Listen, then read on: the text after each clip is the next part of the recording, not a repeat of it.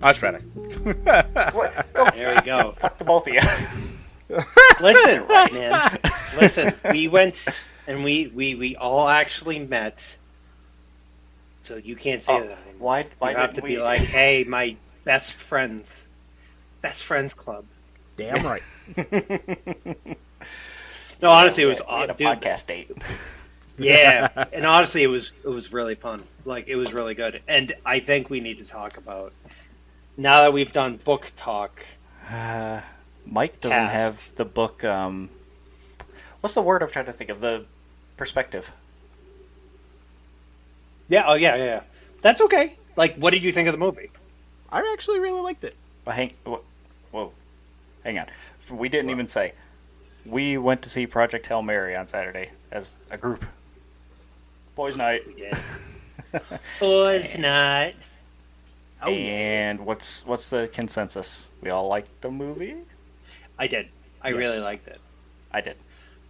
I like it well, here, actually, I want to hear Mike's perspective. I was Like, going to honestly, say, I want to hear Mike too, since he hasn't read the book yet. Mike, what did you think of the movie? I thought it was pretty cool. I wasn't expecting it to be based off the trailers. I wasn't expecting it to be funny. Okay. It was very buddy Yeah. comedy. Pretty much. It was like I could definitely see how Ryan Gosling portrayed the main character. Basically made it like an everyday type of guy. He's like, fuck no, I'm not doing that shit. So I think it was pretty much relatable versus like the type of movies we're used to watching, where either the main character gets thrusted into shit, and yeah, shut up. I see that face. No. I'm laughing. No. I'm laughing at Sean because he's just bouncing back and forth. I've had like 50 Diet Cokes, and now I'm like wired as hell. Oh god damn. Running some marathons later. No, I Anywho. think I'll have to do a couple of X-fills because I need it. But no, like you see those type of movies, and it's supposed to be like somber and sad and shit like that. Whereas this one's like an everyday guy gets thrown into this shit, and like, yeah, no, I don't want to do this. So I can see us. I can basically see myself in it, type of thing. I find it interesting that he felt that he was an everyman. That like goes along with what we were talking about, how they kind of like dumbed down is like the meanest way to say it, but they kind of dumbed down Grace compared to the book. Right. Because within the book, like the first few things that he goes through is like what we see in the movie, basically. But he's also like literally remembering who he is and like what he's doing there based on context clues, things that he remembers just out of the blue, which is a lot of like mathematical formulas and science things. He's like, I know what that is. How the hell do I know what that is? Right. And one thing that they don't really go into in the movie is that there is a point where, like, spoiler for people, and it's not super spoiler, and we can do spoilers if you They want. showed the biggest spoiler in the trailers for the movie. Right. How much right. more spoiler can you get? So the beginning of the movie, Grace is basically, he's on the ship. He has no memory, which it's implied, but it's not as heavily stressed as that is a major plot point for the entire book, is that he doesn't remember who he is. He wakes up in the ship in the movie, and the ship tells him he immediately is able to go to the pilot seat. He's immediately told who he is. There's a lot of, and he's immediately knows that because he sees the star, and he's like, oh, I'm near another planet.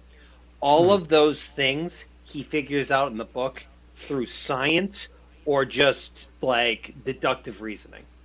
That's it. So like there's a point to find it.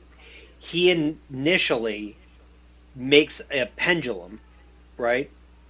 And by the frequency and the frequency of its like arc rotation determines the level of gravity that he is currently under. And from that, either intuits that he is in a giant centrifuge, which Yeah. wouldn't make sense, or that he's in a spaceship.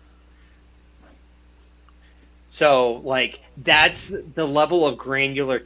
And there's a point where the point where he's climbing up the ladder and he falls Yeah. down. Um, when that happens, like he realizes that he's falling too fast. And there's another point where I forget if it was like a stopwatch or something, falls on his head, and he goes, "Wait, this doesn't feel right," because he's like, humans intuitively know and understand local gravity because you're Hmm. born in it. So Yep. when something falls too fast, something is wrong there. He Right. also sets up something to look at something else and then times it based on, like, he measures it with time and then does distance or whatever to figure out how fast he's moving to. And he's like, yeah, I'm not even in my star system anymore because it Right. didn't make sense the distance that he traveled versus the light that was getting off from the sun. That was Right. I think he was doing like the transept of something over the surface of the sun, and Yeah. just by math he figures it out. And like Yep.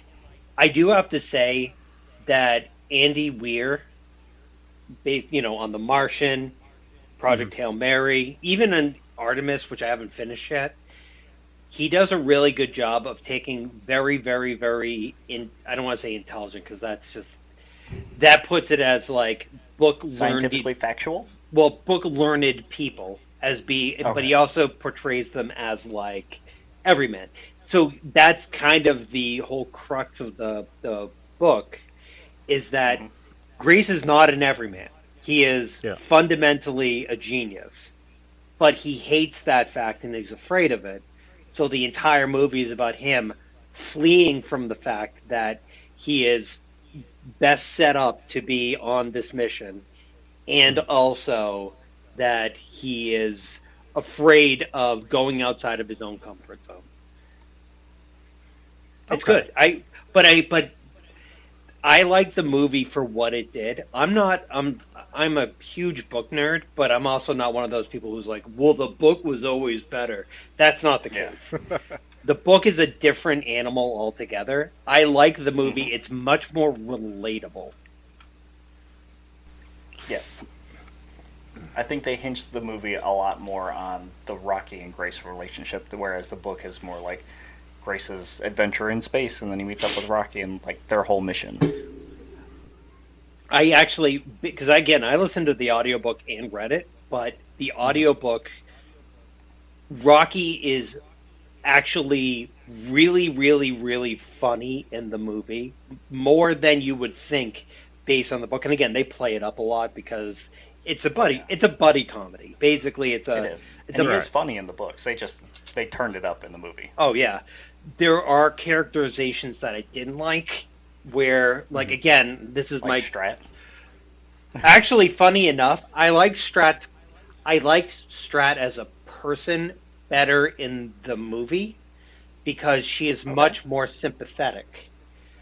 They deliberately made her more sympathetic, where in the book she Right. is not sympathetic. She basically, there's a scene when you find out the crux of um, why Grace is up there, where before Strat lets that happen, she walks in and flat out calls him a coward. She goes, "You're a coward." And then Yep. she's like, whereas in the movie she's very like, "I don't want to do this." In the book she's like, "I don't care. I'm going to go to jail anyways for the crimes on humanity that I'm doing." We Yeah. again, the things you didn't see in the movie is they pave the Sahara Desert and they blow up the North Pole. Yeah. Oh Jesus. Yeah. Yep. They have to release methane to create the greenhouse effect, so that way they can get the energy that they need for the Sahara Desert's plantation of things to collect the astrophage there. So they put a bunch of nukes in Antarctica, blow them up, release the methane. It starts causing global warming on a much higher scale, just so they can make enough fuel to get to the star system to do what they need to do. Oh Jesus. And none of that was in the movie. I can see why they probably didn't. Because if they made her look like an asshole, it kind of defeats the purpose of him even trying at the end of to trying so hard to get the bacteria back. Because if she was such an evil person, why the fuck are you going to help her? And Well, that I wouldn't say that she's evil though. She's doing it for the betterment of humanity, and she doesn't Yeah. care what you have to do to get there. She has a goal, and she's set on finishing that goal. and actually to that point too, part of the thing he says at the end of the book is, I'm doing this one because I want to make sure that I save humanity, and two, I'm also doing this to say fuck you to Strat. He literally says, Yep. I'm shoving Yeah. this in your face. um, Ooh, but I was gonna ask you about the ending because I kind of sped it up versus the books. How do you feel about it basically being like they got it, yay, here's your update, whereas like in the book it's a couple years down the road. so they actually imply, because again, if you look at Strat's face, she is markedly She's older. visibly older. Right. Yes. They don't really stress that because again, they go into time dilation and that whole thing.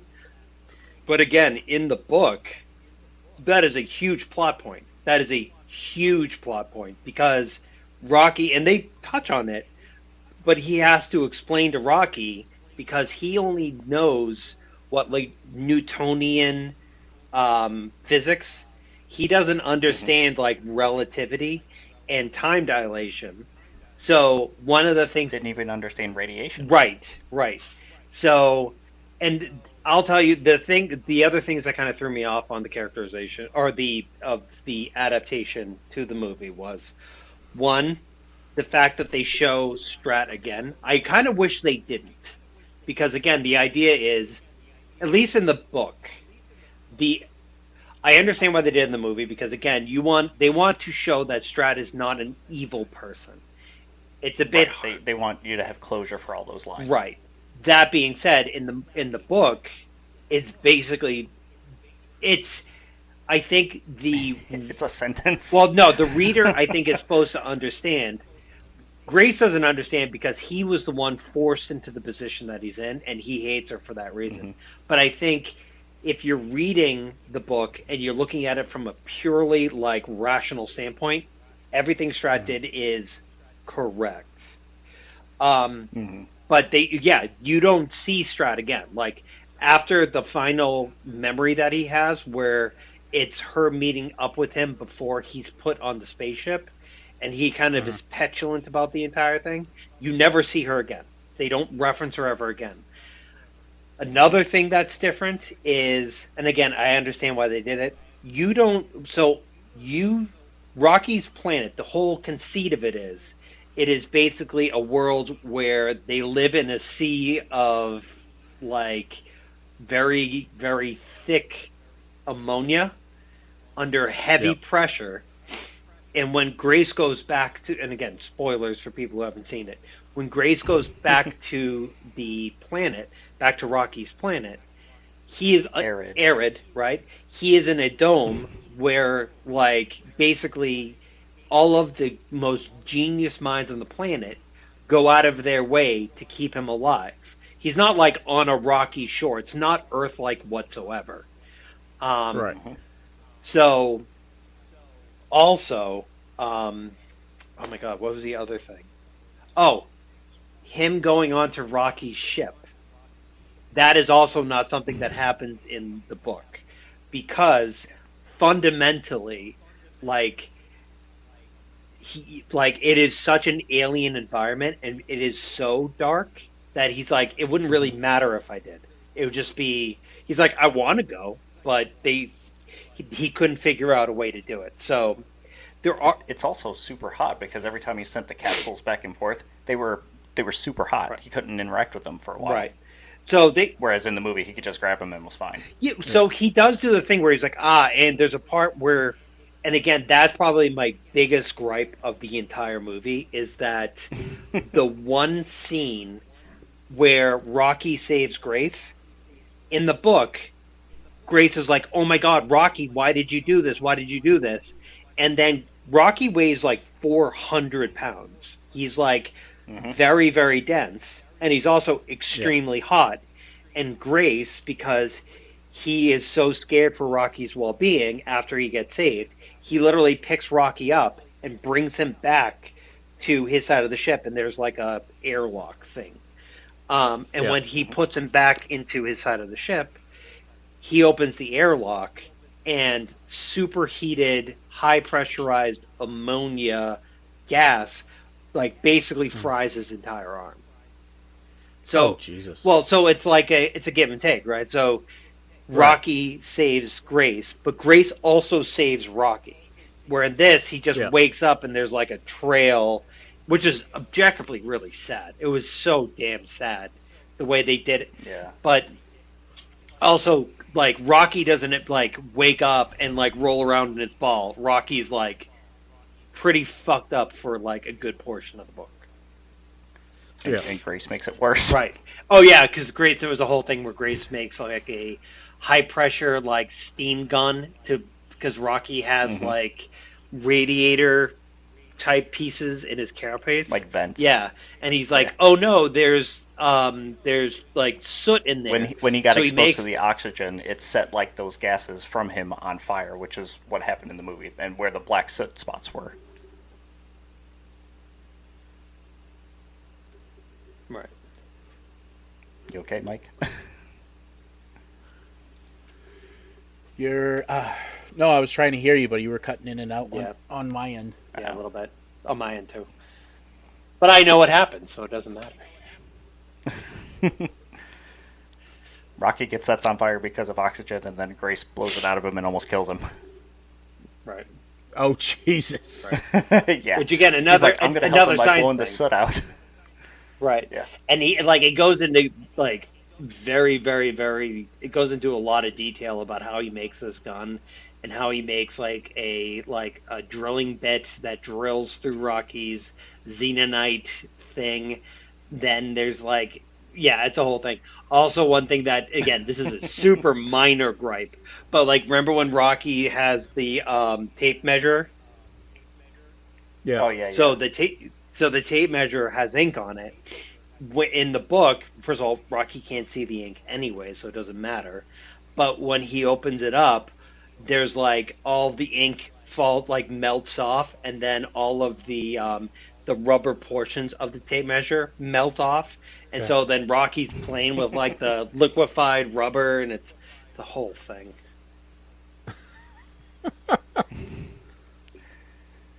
They did well with the movie, though.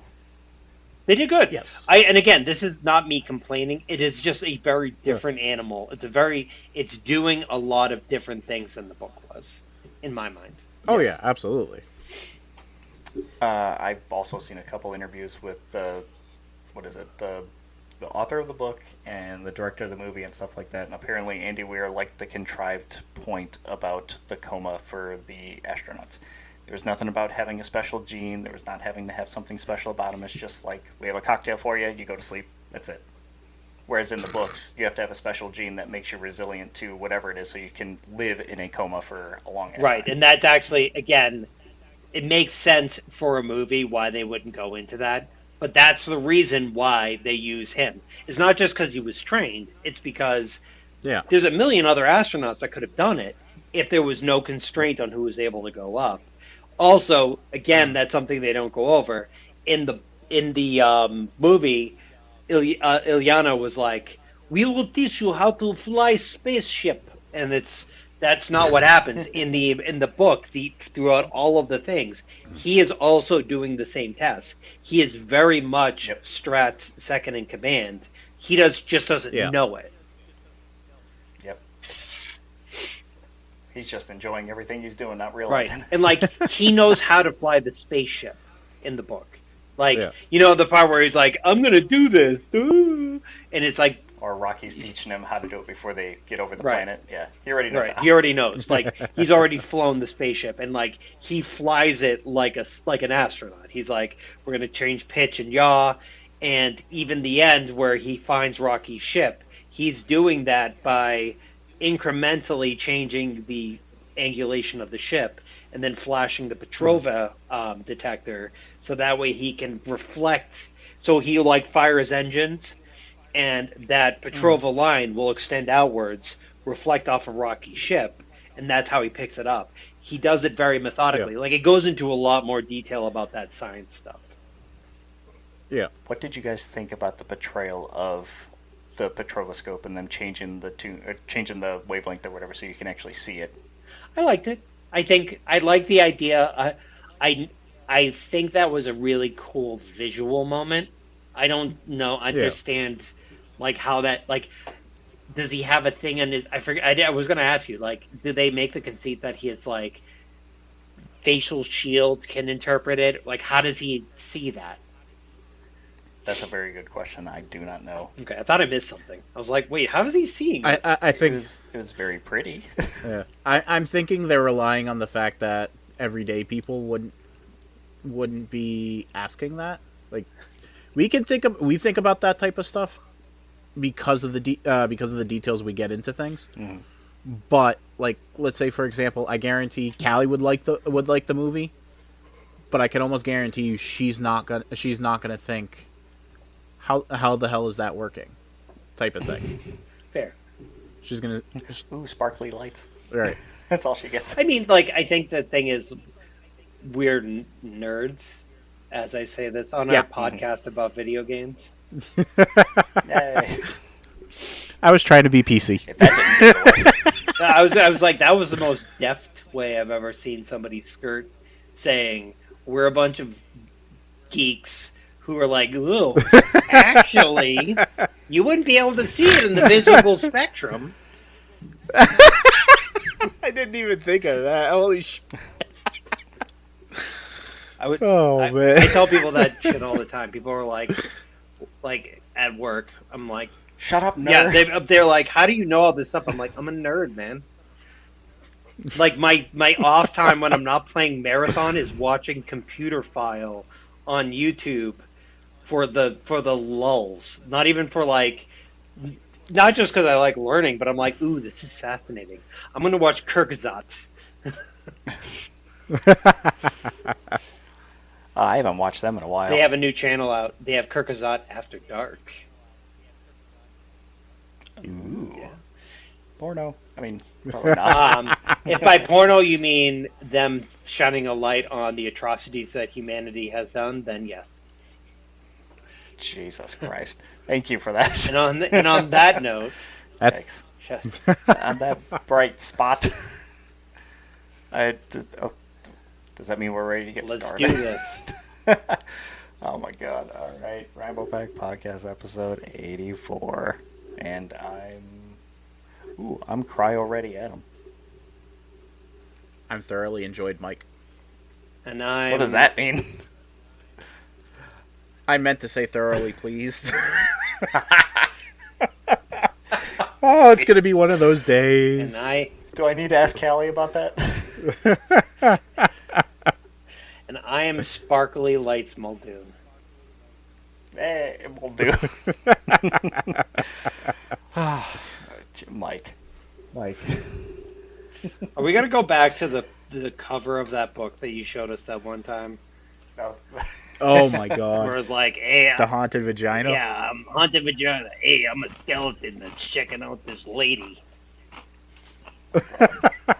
Speaking of books, have you read any more of Dungeon Crawler Carl? I'm trying to remember where the hell I left off. The last I can remember is they were in the desert fighting a monster. While they were waiting to meet up with other. That's not specific. Very specific. Yeah, They were in a dungeon. it was right after that Camel Town The Camel Toe. Ah, the camel. where they were going to go to the next town to get their whatever secret they were holding that was protecting them. Right. Yeah. Okay. So you're still not too far into it. No. All right. That's fair. Adam, Oh, trust me, I've already made plans to dedicate more time to it. I have not read jack shit. Adam, where are you at? You not reading anything? Yeah, that's fine. Nah. Too busy running marathons, man. So a friend of mine because you were just starting getting into Sanderson, she's getting to the end of Mistborn, and we we were literally just like texting each other on it, and I brought up you. I'm like, it's funny because I'm in this weird space where she is reading Mistborn, and you at least started um, Stormlight, and like the two Hmm. different books, it's like messing with my brain because there are like these little landmines that you have to be wary about when you're reading Sanderson.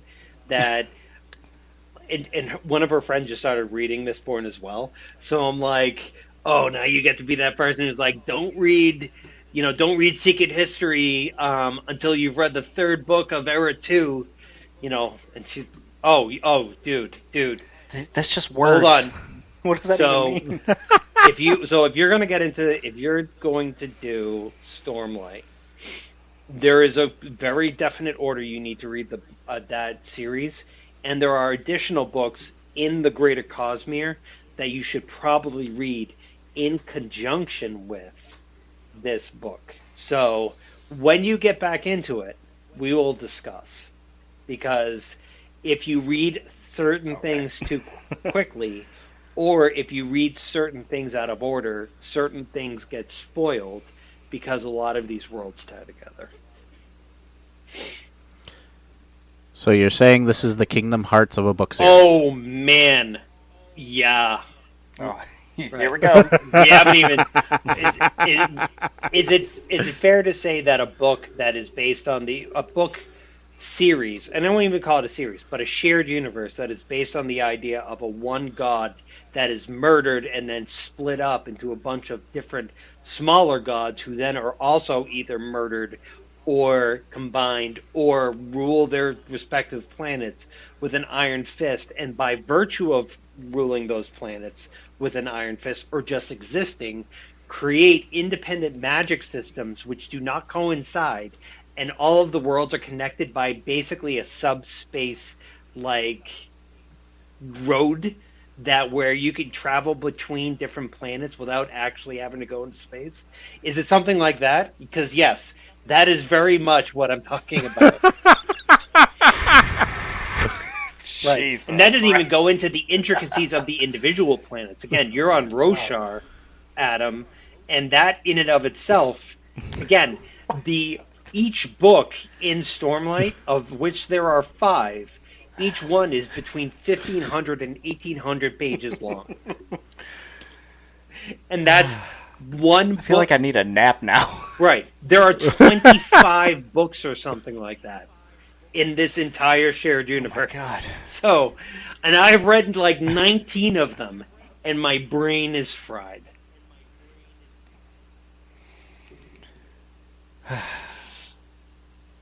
Okay. Mike, you asked for So this. I'm not touching that Yeah, rabbit you don't hole. want to. It's you're too far gone, man. Too far gone.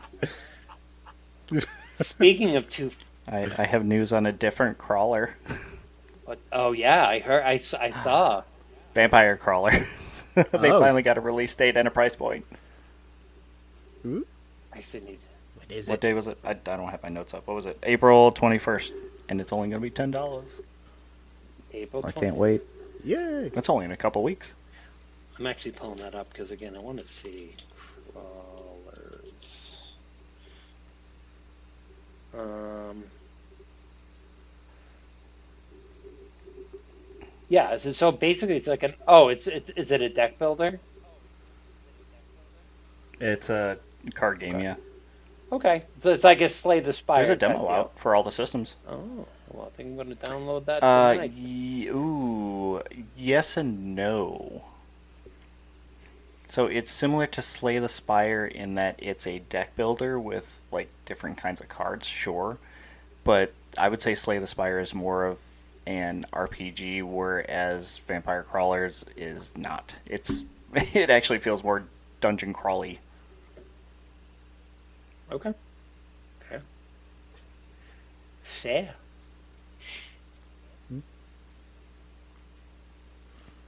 I had a lot of fun with the demo when I played it. It made me excited for the actual game. All right. I It's do have worth to trying. say, I do have to say, I liked Vampire Survivor. I didn't expect much from it, and I haven't played it in a while. But when I played it, like It basically just devolves into flashing lights. Pretty colors. Yeah, literally. Ooh, sparkly lights, Muldoon. Like it's good. Like it is probably one of the more approachable roguelike, like shmups type game. I don't know what the genre would even be, but it's like bullet Yeah. heaven, right? We figure this out. Yeah. So it's good. I liked it. I again I played a few, and I like the idea of building a run by happenstance that makes you like so OP that you're just like steamrolling everything. So Mm-hmm. Always a fun time. yeah, man. Oh, so I think some of us in our notes, uh, I haven't looked at anyone's notes. yes. So you and I, Adam, um, hit Mm-hmm. on the same thing, which is probably going to be. I don't know if you want to hold off on this or just do it now, but um, Ripping the band-aid about Epic. yeah. Oof, oof. Mike, did you see anything about that? I know they ended up laying off like 1,000 employees, didn't they? Yep. They did. And a They lot of not them only were laid like off like a with thousand Fortnite from the employees. beginning and like doing things. Go ahead. Oh no, I'm sorry. You can go right ahead. I apologize. I just am getting pinged because I have my Oh, stupid messages up. I'm going to delete that. Yeah. oops. Yeah, I heard. Apparently, a lot of As the far as I employees know, I that got heard. I booted read were an. there from the very beginning, or like have made a lot of the big changes that have come to Fortnite that people have liked. So that's one strike against them. Right. They've also taken out a handful of game modes at the same time, which was another strike against them. They changed the pricing of V-Bucks so you pay more to get a little bit less, and then they turn around and laid off 1,000 people while also saying that they're going to utilize AI to help create some of the skins in Fortnite now as well. So, Yay. they're Oh, winning man. all around. The funny thing is the Mm-hmm. like and basically like I put in a few like sub stories on that where like Tim Sweeney basically was like he put out a post after he did it, and like everyone's like, "Bro, you are so far out of touch." Basically, he said, "Hey, guess what, LinkedIn? If you're a software developer, you're going to be super excited because a lot of our, very, very important employees that we just fired are now going to be looking for jobs. So get on that so that way you guys can get all of these people at a discount." And everyone's like, "Bro, you just shoveled them out the door. And now you're saying to other people, Hmm. they're worth hiring, just not at our company." Yeah. And then the people who are left are basically like, "We don't know how to maintain Fortnite. I don't know how to do that. Like, we lost most of our staff. How do we maintain this so that way we can keep up a positive customer experience? I don't know. Right. It doesn't make any sense because we're running basically on the most skeleton of skeleton crews. And one of the Right. people they Hmm. laid off was the person who was in charge of the design for basically the face of Fortnite. So, like Jonesy, the Right. character in Fortnite, the person who designed him Yeah. got fired. Oh Yep. Jesus. And he's like the main character for the damn thing now, isn't he? Mm-hmm. Literally, it's basically the GameSpot article that I posted in there. The title of it is Fortnite Layoffs Included Artist Who Designed Jonesy, the Face of the Game.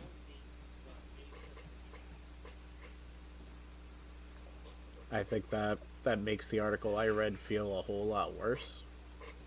And not sure how I feel about the company now. Is Why? What? I gotta after ask all what these the article layoffs. you read said. Well, the article I read did talk about the layoffs and stuff like that, but it was basically Disney is still staying saying that they're still going to stay strong with their collaboration with their investment with Epic Games and Fortnite, Hmm. because apparently they invested like 1.5 billion or something like Yeah. that. And they just pulled out of the Sora AI thing too. Yeah. Yeah. Which Uh is huh. funny because that whole Sora thing, again, do I think it's the end of the bubble? I don't know. Like, I Not yet. not yet. I think It's coming, but I don't think it's yet. right. I think what we're going to start seeing is a gradual shift because there was this idea of we're going to make these platforms that allow you to take people who are dead and people who are fictional and slap them together into videos, watching them play hacky sack. It's like, okay, is that the best way to use 21st century technology?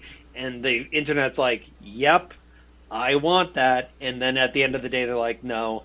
I think Sora's model is going to switch away from that. And I forget what they're going to be investing in going forward.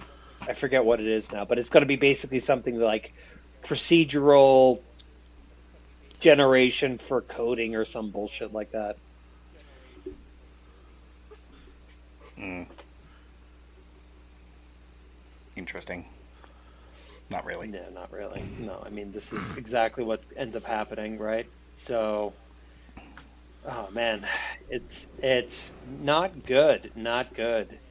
Um, I posted so one of the things I also posted again in this whole overarching thing of um, like everyone's cutting costs. Like every company, I think it's not just in this industry; it's companies in general are looking to see a way they can cut costs to Yeah. increase revenue for their stockholders. Sony shut down the former one of the former Call of Duty developer. They signed a like an exclusivity deal with him for that for his Yep. studio to be a first party Sony studio, and like it was a whole big thing. And now they're shutting that down too. Yep. And they've only been at it for like what, a year, year and a Yeah, half, but not really anything to show for right, it. right. Not good, man. Not good. It is not. No. Oh, Uh, and what's funny? Well, not funny, not funny. To add more Ha insult ha ha to ha injury for ha everything. haha. To add more insult So to funny. injury on things, apparently PlayStation's dynamic pricing is live. Great.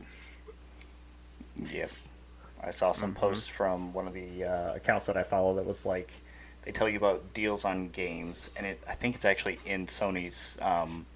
They have a spring sale or something going on, and they posted Yeah. that the game was this price, and then apparently people were replying to them saying, "Well, actually, it shows this price or this price," and they're like, "I'm sorry, folks. Apparently, the dynamic pricing is live on the sale.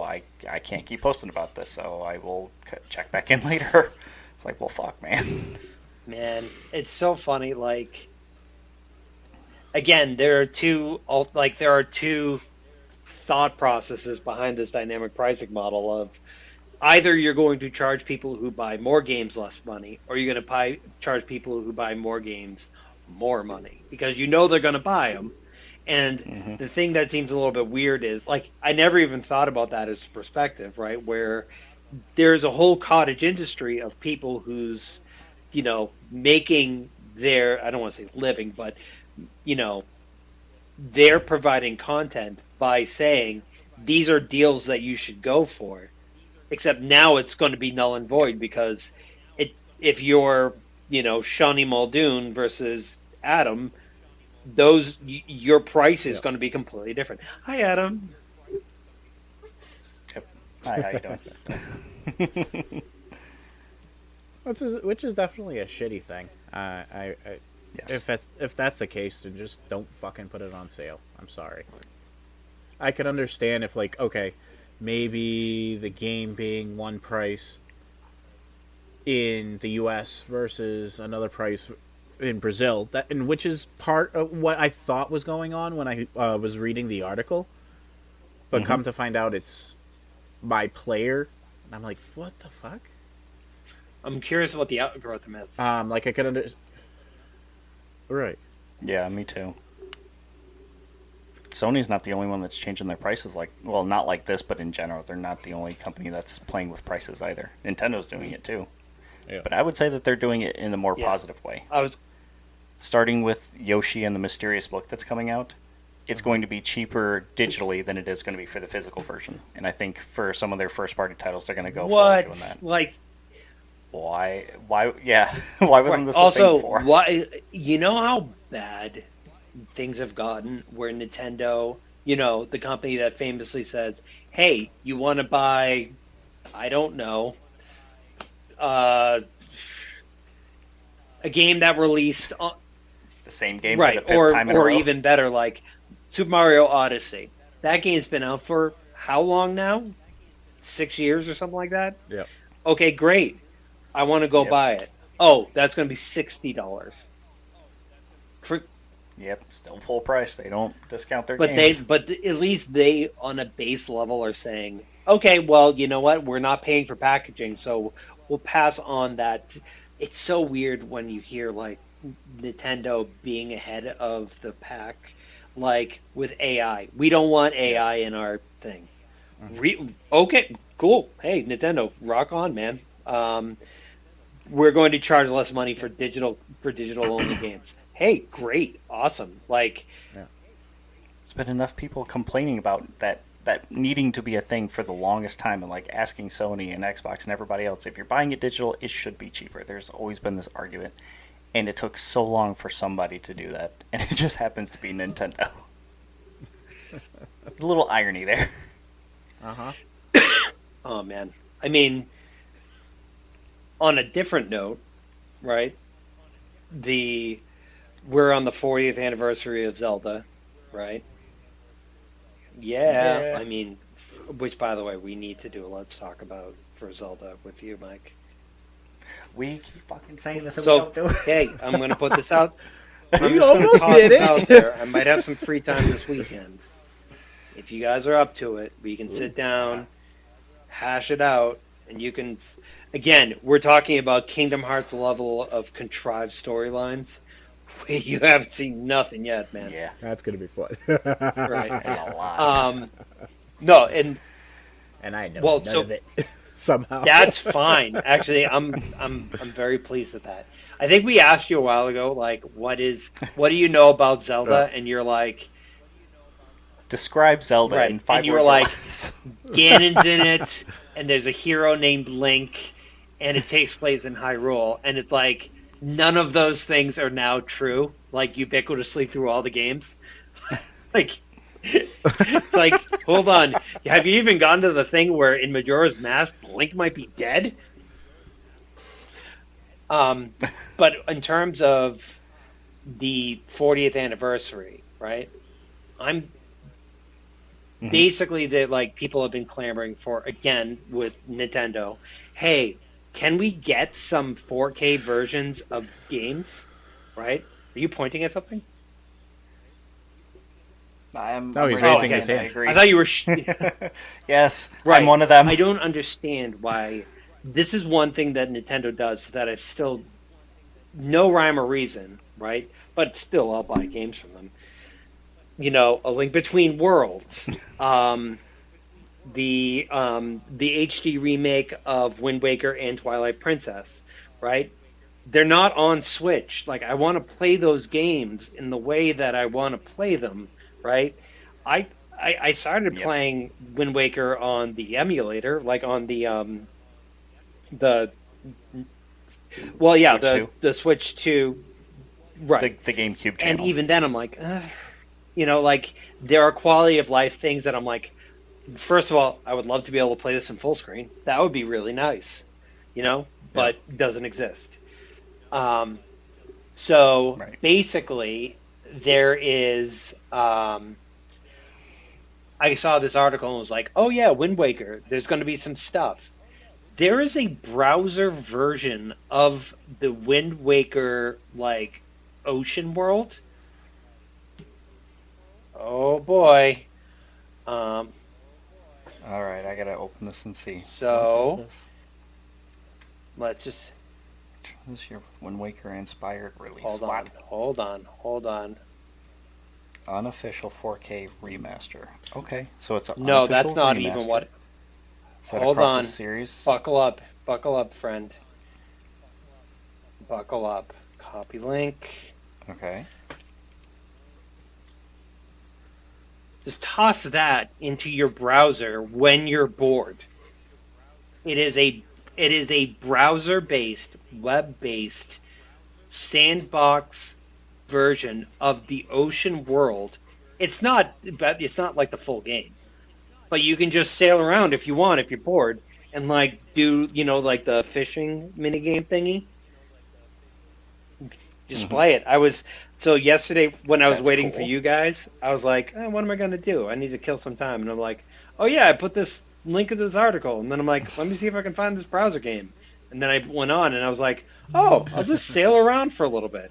Oh, this is kind of cool, but it perfectly captures like the feel of sailing around, and unlike the version that's on the GameCube emulator, it actually, I mean, on the Switch it actually is full screen, and it's upscaled and looks really nice. Nice. Yeah, That's cool. I'm gonna yeah, check and that out. so the unofficial 4K remaster, fine, I'm totally whatever.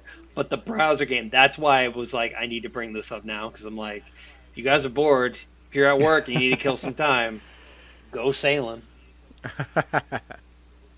Yeah, I'm gonna do I'm gonna that. do that. That's cool. I'm gonna do that. Hey, the door is opening behind me. Hello. Nice. She Oh came in and no! burped. At least it came out. Love you too. At least it came out the top. Yeah. She would have stuck her ass in here, farted, and shut the door on me. Marriage. It's all good. Yeah. Mike, And what did remember you how excited I was for Starfield? Yes. Well, you PlayStation owners get to play Starfield in just a week's time? 2 weeks? Something like that. It's coming out Ooh. to PS5 on April 7th. Yay! And we're getting some quality of life updates and a free DLC and a paid Question: DLC. Is it worth it? Yes. Honestly, I. Oh, man. If you like. How do I say this? If you like Bethesda styled RPGs, like their first person ones, Fallout, Skyrim, anything, Elder Scrolls, all that stuff, then. And you like space, then yes, it's definitely worth it. I think they did New Game Plus in a very interesting and cool way, but they didn't capitalize enough on it. But it is neat. Do you know what the of gimmick the new is? Game Plus, no. Okay. Do you want me to I'm spoil probably it? never going to buy it. Mike, do you want it spoiled? Okay. Mike Oh no, knows he's what it already is. told me. Knock yourself out, man. Yeah. Okay. When you beat the game, you go through like this kind of pocket dimension thing. I know it sounds really weird, but you're literally in space. You're traveling along trying to find these pieces of some kind of alloy, and you find enough of them, and it makes a gateway on your ship that takes you to something called the Unity. It's like a singularity that you step into, and you can leave that place behind and become one with the singularity. And when you do that, it starts your new game plus, which basically takes all of your being as a character or whatever and dumps it into another version of the universe you were just in. Basically starts over from the beginning, or maybe it doesn't. Maybe it could have a different kind of starting. Maybe people could have a different kind of behavior. Maybe you'll have a different interaction to kick off the story. Maybe you choose to go one way instead of another, and it starts it differently like that. There's many different types. One perfect example is there's a place called the Lodge that you go to meet your team for your space missions and stuff. Sometimes when you go to the Lodge, everybody can be dead, and you have to figure out what happened. Sometimes there'll be somebody there that, I mean, again, everybody in the Lodge could be dead, except for one of the original crew members, and they're mad because of something and was looking for you because they went through the Unity as well. There can be a time when you go to the lodge and it's 15 different versions of you in there instead of the original crew. Really? Yes. See, I thought that was one of the cooler things, but that's about as far as those kind of beginnings go. See and I'm sorry to say this about Bethesda. I actually like Bethesda games. I feel like there are these moments of like you have like this genie in a bottle, and you got it. Like I could you imagine if you capitalized on that and like you want to play the game, everyone has kind of the same opening thing, and everyone kind of has a good, grasp on what the original storyline is, and then it just gets insane for every let and Yeah. Like it changes fundamentally, that'd be which would be awesome. really cool. Also, I like the idea of a new game plus that has a narrative reason for existing. Yes. That's a bummer. Like that makes me almost not want to buy it. It is literally another dimension, but it's the same kind of space. It is one of the coolest new game plus introduction kind of things that I've seen in a modern game so far. And I just wish that there was a little more to it than just the beginning, the crux of the story, get you back onto the same path. Bummer. And that's it. I mean, and again, that's kind of like the whole man. Bethesda, especially like going into like Skyrim and like what they wanted to do versus what they did. And again, understanding that it happens. Like you shoot for the moon and you try to hit somewhere in between the moon and Earth. Fine, but like hearing like, oh, we wanted there to be large scale battles during this civil war that was supposed to take place, but the technology wasn't there. Like one of the biggest gripes on game ranks, which I'm 100% agree on, is that they they have these cool ideas and then they put it into a game engine that is fundamentally like 25 years old. So you're already Yeah. constrained by the engine of the game itself, and then on Starfield's but engine's it's a lot better. but They it's did a lot of still the work on it. same engine. It's the bones of the house are still there, right? It's just that they put they put Is this another ship right and Theseus exactly. thing? Yeah, it's one of those deals where I'm like, I get that this is your proprietary engine and you're known for this, but like the cute idea of getting hit in the head, what? Ooh. I'm happy you said that because I didn't even think about this until now. Um, you are correct, and I think a good example of a company that does reiteration and keeping it modernized is Bungie, because they have the same engine under, like, I think it's under Destiny. It might have been built off of like from Halo as well. I think it's called the Tiger engine, and I want to say that it's being used for Marathon as well, which is why a lot of their shooting feels so comfortable and similar, Fair. but in a good way. I do have to say, okay, we're gonna. Do we take the? Yeah, do we take the left Want to turn talk and about just it? start talking about Marathon? Because again, we. I Yes, but I want to bring up some things to put on Sure. your guys' radar to check out. Uh huh. Xbox had a partner showcase earlier today, and they showed off 19 games, 13 of those which are going to be actually released this year. I thought that was pretty Okay. cool. It's a good ratio. Some of the games that are cool that I saw of note, Mike, for me and you, Bluey's Happy Snaps. It's a Bluey game where she's taking pictures, but it looks like the cartoon this time. Looks like you're playing No an shit. episode. Okay. Hades 2 is coming to Xbox. Dispatch is coming to the Xbox. A Annapurna game called Forever Ago. It looks really cute. Is coming out. Stranger Than Heaven. Same devs who did. It's RGG. The same guys who do Yakuza and them. This game, it's like that, but you play through 5 different eras. Yeah. Yeah, pretty neat looking. Sean, for you, The Expanse, Osiris Reborn. I am so. I need. That's again one of those book and television series that I need to finish. Is The Expanse. It's such an interesting, cool ass concept that I just haven't got a chance to get fully into yet. But there's a lot more to on the showcase. There was one called like Artificial Detective, and you're literally a robot trying to figure out why all the humans ended up disappearing, and you end up stumbling upon a young girl, and you have to protect her while you're Oh, solving this so it's mystery. basically like Stray, except the opposite. I guess so. Yeah, Yeah. it's neat. A lot of the trailers were cool. Well, if we're going before we get into anything on Marathon, whoops. I'm just going to drop. Mike, Well, what was that we'll about we'll get Unity? into go into Unity, but Oh first I yeah. want you to take a look at the pictures that I sent. There are two Ooh. Transformer sets. I mean Transformer sets, Lego sets. That Okay. is an Optimus Prime Uh Lego huh. set that transforms, and there is Mm-hmm. a Lord of the Rings Book Nook set. We've seen the Book Nook Balrog, but I didn't know that the Holy Optimus shit! Prime transforms. It opens up. Yeah. Cool as hell. Yeah, Optimus Prime transforms. As far as I know, again, going through that article super quickly. Also, the price point isn't bad. It's like $150 for like a Really? Lego set, which is not. It's Okay. approachable, right? Yeah. A Uh hundred oh. for a Mike's set thinking. that has 1,200 pieces. Yeah. You I have these think I sites know what I'm favorited, gonna Mike? ask for Christmas this year. Don't ask me. Ask your wife. No, I was.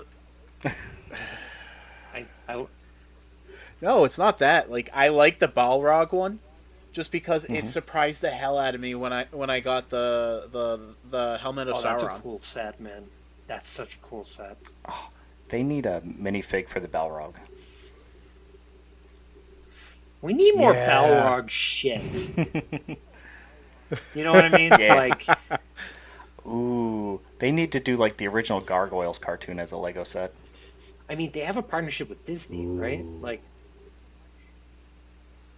Do Yeah. they? right, They do. They do because they have right. plenty of Lego Star sets that Wars, are they have Disney. Marvel, they have, whatever, right? Disney And it's princesses. fun.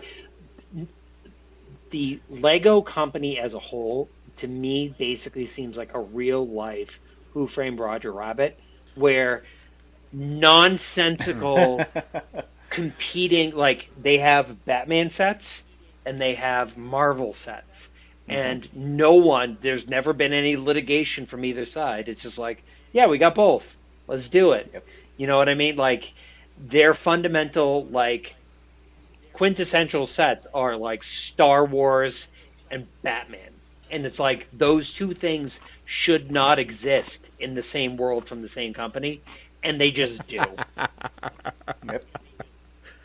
Yep. Yeah, pretty much. Anyways, Unity, I'm sorry. Yes, Mike. What's up with Unity? And then we'll pivot to Marathon. It's well with Unity, the may not be a proprietary engine, but it actually did pretty well in Q1 this year. Um, companies expects to beat forecasts and they anticipate their earnings to be between 505 and 508. Trying to think. It made more sense when I was reading it. Now explaining it, kind of. By the way, I love the the different games that are available, like that are developed through Unity. It also Yeah. seems like almost a Yeah. Lego level fever dream, where it's like, because you put in there, Yeah. notable games include um, Lego Voyagers, Power Wash Simulator 2, and Terminator 2D No Fate. I have a feeling that we're going to see a lot more games coming out in the next like couple years that are just. I feel like it's easier to use Unity, which is like such a Yeah. phenomenal graphics engine. Um, I know that it's more profitable to develop your own engine, but like there are so many different. Like again, Yeah. the game ranks thing of Takes too long to make your own engine. But Unity also had a problem where they were like screwing over their devs, like for the prices that they were charging for their different services and stuff. A lot of people turned away from Unity and went to fucking That's Unreal. true. Right. That being said, like I do see we're going to start to eventually have it's going to be like three different engines, right? It's going to be like you're either going to do proprietary.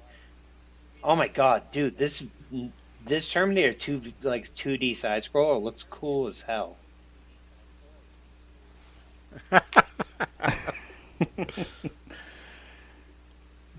I thought Lego Voyagers was a really cute game. I gotta look up this Terminator game now and see It what just it looks looks like Nice tagline, IGN. We got Skynet by the balls now. well it it literally I've seen some I'm not let's plays, but I've seen some like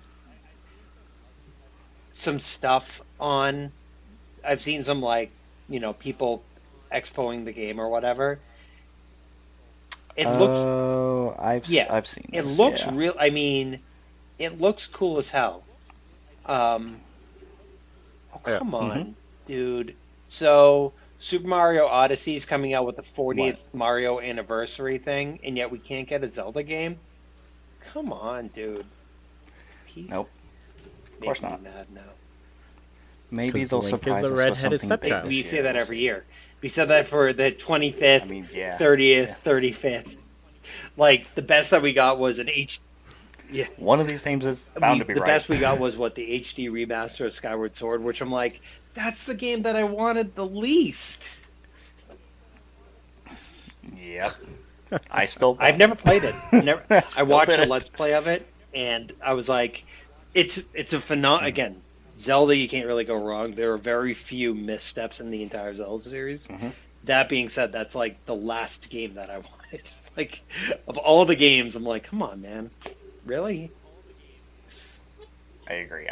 Because it was built on the Wii, I did not like how they had to incorporate the Wii with the sword play. It was too much, especially Right, because it wasn't right. accurate enough. I mean, that fundamentally, that's what. And again, that's my whole argument against Nintendo is that they build these things on proprietary things that don't work after, like a 3DS.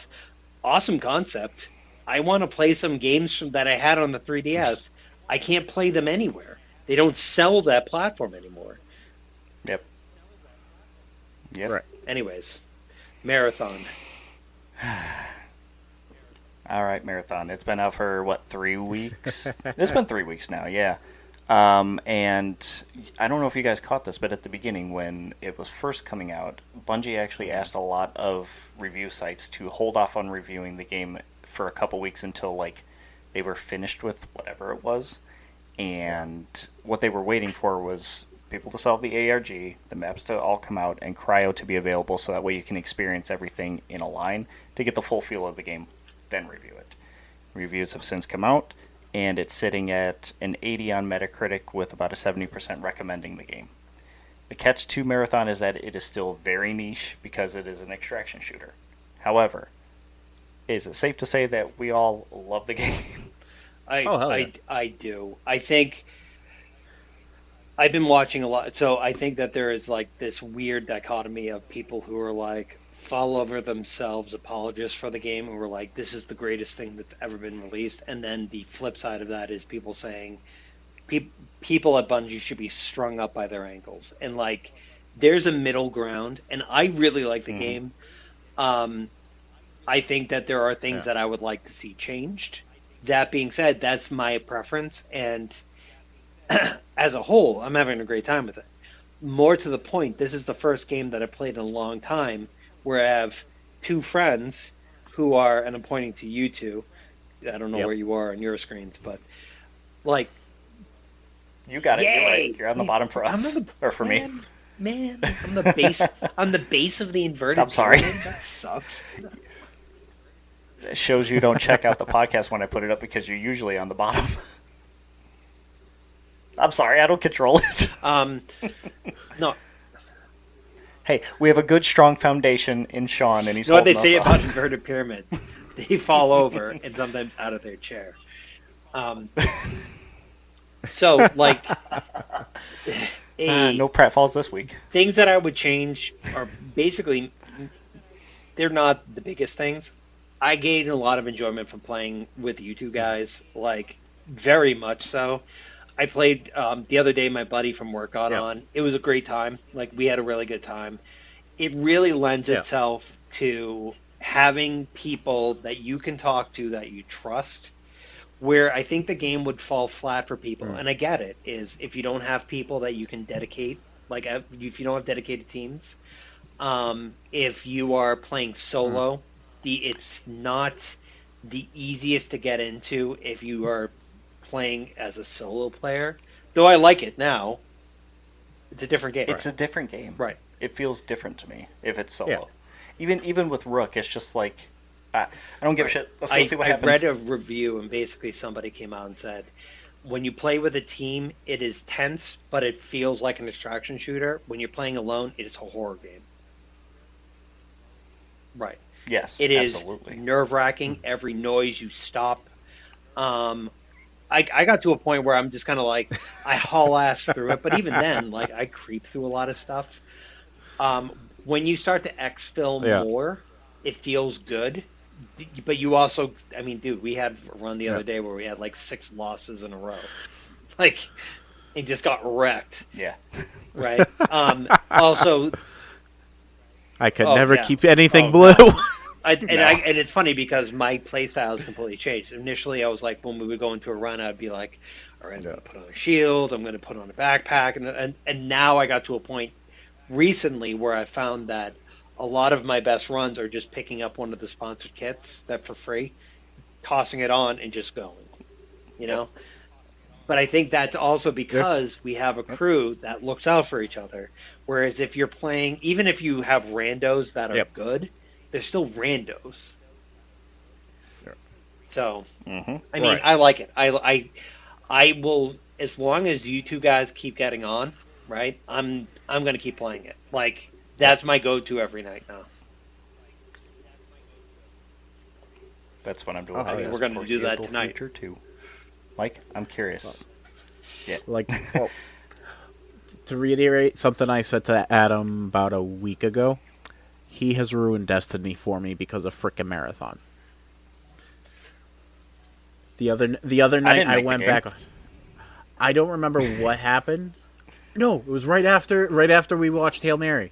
Oh yeah, you told me. Yep. Jared. I went on to see just in case you guys happen to go on, because I know Adam said he was going to, but just I in fell case asleep. you changed your mind last second and you wanted to hop on, I was there, waited a little bit, went over to Destiny to play, and I hated it. I really did. Yikes. That's a strong word too. It's like you said, I had to relearn everything because I was trying to play it like I was in Marathon, when a lot of shit we don't have to worry about. And one of the other things I also noticed is while I was on, no other live player was actually on. Oof. So Oh, that's you're a talking about in Destiny. It was like Yeah. I mean, isn't that kind of the problem when you have a major MMO and then you release another one? Everyone's going to go to that one and people are going to forget about your original one. I feel bad for Destiny players. And again, I don't play Destiny. I never turned it on. I've had it for free for years now and it's been sitting in my library and I just haven't played it, Yeah. you know? Okay, the numbers are a little bit better. I was checking them when Mike told me this. I checked it last week, and it was looking pretty bad. But right now, it's not terrible. And the 24-hour peak is just over 10,000. Apparently, there's about 9,500 on Steam alone. Oh, that's much better Oh, wow. than last week. What about Marathon? It's currently hitting its peak of players right Really? now on Steam. 40,834. Both the 24-hour peak and the players right now is Okay. the same number. I mean, I like it. I do have to say, like, I'm not planning on buying any games in the Yeah. new. There's no games that are coming out that I'm like, oh, I need that. Ghost of Yotai, I want it, but I'm not going to buy it. Like, I still have to do the Mm, DLC for Ghost of Tsushima, right? Like, there's not a lot of mm, games. I still have to finish Expedition 33, right? yeah. Like, that's still sitting. Yeah. I Please, I know. want to talk about that. I gotta. You ruined it. You It was ruined us so for this. good. Mike, if you played it, you would love it. Yeah, it's my fault. You're a I'm a bad bad man. influence. Yes, you are. Oy vey. Well, I like now, the game too. Hang on, I didn't what's get your to thought? review it yet. It's a good game. I'll play it some more. Man, a few words. Man, a few words. I like that. It's made me change a lot of how I play. Like Mm, again, I'm used to Bungie style games. I'm used to their FPS feels and stuff like that. I cut my teeth on Halo.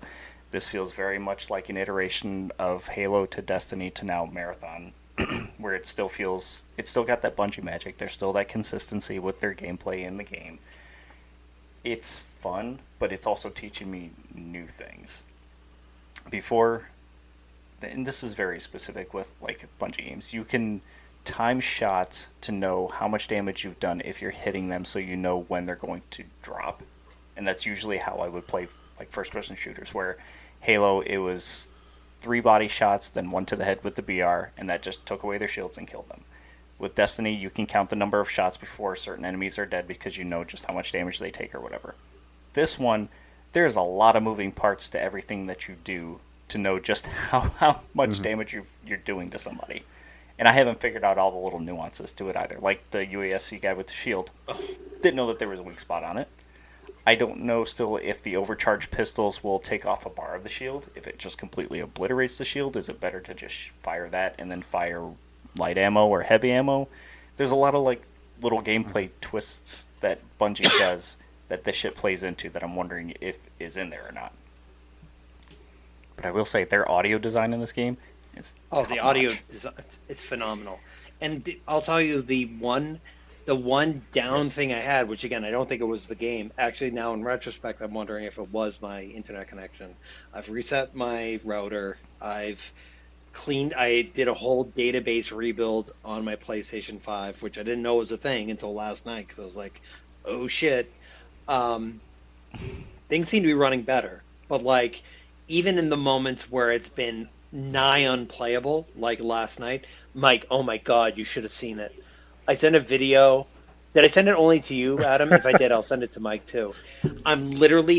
I have my Yeah. controller and I'm Yeah. holding it forward and I'm just standing there and I'm like, and Adam Yeah. was like, "Oh, I wonder if that's a controller calibration issue." I'm like, "No, that's the least of my worries because when I can move, sometimes it will shoot me back like 20 feet or Yeah. like launch me onto a platform really far Yeah. away."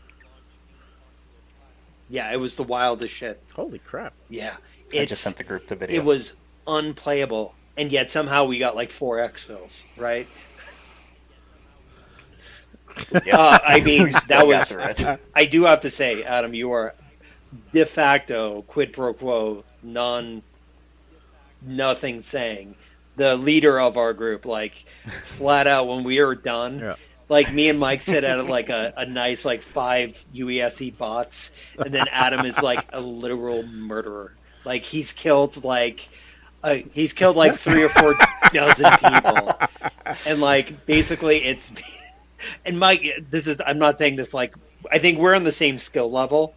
We're okay. We're decent. I think we would be able to handle it Yeah. on our own. But we basically call for daddy whenever we get knocked out. Yeah. Adam, There's nothing more satisfying than getting a team wipe. there's nothing more satisfying than that happening like 3 times in a row. Me and Mike both get shot in the face immediately, and then we're on the ground, and then Adam comes in as assassin with a smoke grenade and just ruins people's days. It's so breathtaking. I'm learning to Oh, do it hell on yeah. Thief now too. Dude, that grappling hook with the visor is dangerous because now I can. So I've like learned when how I I do can see solo people. plays now, I'm trying to not. Obviously, I'm not going to use medic. Um, triage. Triage. I don't use triage because again he doesn't have great Yeah. stats and it kind of doesn't it defeats the purpose of it. When I'm playing with you guys, I'm 100% Hmm. beholden to being triage, but like I've been trying to play as assassin and I've been trying to play. I've done a few rook runs recently. Normally, if I'm doing solo runs, I'm just going to be thief. Like I tried doing assassin. It's fine, like, but I like the thief mechanic and the grappling hook. It's fun. It's fun. Hmm. Yes. I have learned some things that we need to play Like with what? in that game. If we have two Oh. thieves, apparently you can grapple onto one of the drones. So if someone's flying the drone and you grapple it, you just fly indefinitely until the drone dies. Oh shit! You could put claymores on the drone and fly it Wait, into the other really? team and take them out that Oh way. my god! Isn't that how Strand works? Yes, I'm dead serious. Yes, Mike, exactly. No shit. Those suck. It's got the bones of Strand in it. But I want to put a drone out and we load it up with claymores and then fly it into a group. I am I am all about that life. Though to be fair, again, I'm totally on board with just being the guy who like throws out med drones. Oh yeah, Hmm. like I'm like Hits Merry people in the face Christmas, with them. motherfucker. Chucks one, bounces off your head. Ugh, stuff. All right. I think I asked this when we got done with the server slam. So now that we've had more time with it, I'm going to ask you guys, what is your go-to shell? I mean, If you had to pick triage. one Like that that's you were stuck with. I've made my peace with it. Like the game is enjoyable, regardless of Yeah. the shell that you're in. At least in my perspective. But if I'm playing with you guys, it has I to be agree. like I just genuinely. One of our runs, you were also a triage mic, and I was like, oh, oh. And it was Yeah. like, but it like fundamentally it's fine. It's even better because now you have two medrones. Like you have six medrones when you would normally have three. That Right. being said, I'm like, but that's my role. Did you know that you can hack an enemy med drone to make it What? yours too? Wait. If What? it's just sitting out there in the open and you run up to it and hold X, you can hack it and it becomes yours. All right. One thing I noticed too, by the way, recently, Yeah. the medrones, the skin on the medrone changes. Right. I didn't ever Based on what realize skin that. you're The other using. day, one of you guys was wearing a new caloric skin, and the medrone was black and green, and I was like, Hmm. "Oh, okay." And It has. It has never it shown up very like that rarely on my does. end. It's just been great. Yeah. Mike, what's your skin? Skin. What? Shell. Surprisingly, it would have to be Assassin. I thought I would like Destroyer more, I was expecting that too. but I like Assassin Wow, okay. just because I can go invisible, um, and I can move a lot faster. I think that's what it was. I think Destroyer reminds me of Titan, and I Hmm. hate I like I'll play when we were switching things. I was really only trying to play with the other ones. Especially when we were doing that cheese for the dungeon that was there for God knows how long. Hmm. Do you remember what I'm talking about, Adam? The Ghost of the Deep. Yes. That is the only reason that boss was the only reason why I played Titan and Hunter. Hmm. Hunter I didn't Hunter I wanted to love it. I just didn't enjoy it. That's why I stayed Hunter Warlock was for the my most part. man. Love Hunter. But yeah, no, I thought it was going to be Destroyer. It definitely wasn't. He's a lot slower, and I don't use his shield enough, Hmm. to be honest. But Assassin, I remember to use smoke my invisibility often, as soon as I get it. So Also, if you're falling from a great height and you hold circle for you, You'll Yeah. slam into the ground and do a little smoke thing, and it will negate fall damage. No shit. That's his third ability, yeah. But you have to be off the ground for longer than a second to use it. Oh. Hmm. I'll have to remember. I'll have to remember that next time, just to try it out. Adam.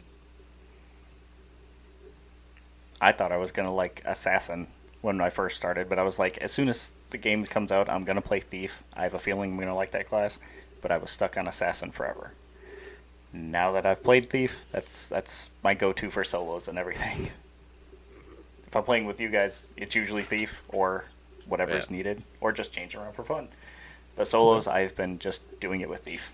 You know and what's it's a paid shell off. that I think is slept on, and I was using a lot at the beginning, and I probably kind of want to get back into using again is Vandal. I like Vandal. I like the movement capabilities. Like, Yes. I yeah. like the speed and the I verticality of think Vandal. here's a good question. What's your least favorite shell? I've been hearing Recon. a lot of that. Like the use, and I saw a thing on it where it was basically I don't. like the naming of recon as recon is what's causing the majority of the problems with recon because I think it's thief. Thief actually right. Recon Thief is is a better more meant recon than for recon. once you are in a fight, finding the people that were They would be better off right. calling them And I think tracker. that's the go-to is that it's just a misnamed. The naming convention is incorrect. That being said, again, I've never played Recon, so I don't Right. know. But yeah, Mike. What is your guys' least favorite? Screw Triage. you, man. Wow, really? I didn't. Well, no, no, no, How no. dare It's you? I see how you play it and how you're able to pay attention. I kept feeling bad when I'm just like busy grabbing stuff. I'm not paying attention to the timers and seeing when I have it, and I'll have been playing for a while with two med It drones. happens to me too. And the funny thing is, I'm better at it now. One of the things that I run into is I always tend Yeah. to forget to loot the whole premise of the game because I'm waiting for the timer to be done. So I can be like, Mm-hmm. Right. oh, the other day, oh my God, you were like pretty far away on the map, Adam, and I just took one and I chucked it and it landed. I was like, yes. Mhm. For me, I think it would be Destroyer. Yeah, I mean, I'm normally a DPS Really? guy, and like I'm very much in that realm when I played Mm-hmm. COD. You know, get as much damage in as humanly possible. I thought that would be my favorite. I feel more gravitating to that the least. Like that's the one I want to play the least. Not that it's bad. It just I thought it would be more akin to my playstyle. And again, having the being the triage guy, fine. But even in single play, I'm like there. There's no world unless we're playing unless I get into like another group of people where somebody's like I want to be triage. Would I choose a different shell? And if I was going to choose a different shell, I would choose like thief. There seems to be a lot more Yeah. use cases and for most of the other shells, especially with their different abilities. Right. Right. Yes. Okay. Do you guys want to go play Marathon now? Now that we've talked about it? Yes, please. All right. Okay. If you want more from us, then come talk to us on the socials. We're on Facebook and Instagram and Threads and Blue Sky. Right? Yeah. And we're on YouTube. And Patreon. That's the one I was trying to think of. I'm like, I know there's another one in there. It's Patreon. Come hit us up on the Patreon. Podcasts are on Apple, Google, Spotify, Amazon. Video version of the podcast goes live same time as the audio version, which is Wednesdays at 7:30 in the morning. Tell your friends, tell your mom, tell your dad, tell your grandparents. Come listen to us. We're funny sometimes. Anywho, Anyway, I gotta get a run. Not time for bed. It's time to go run. Later. Bye.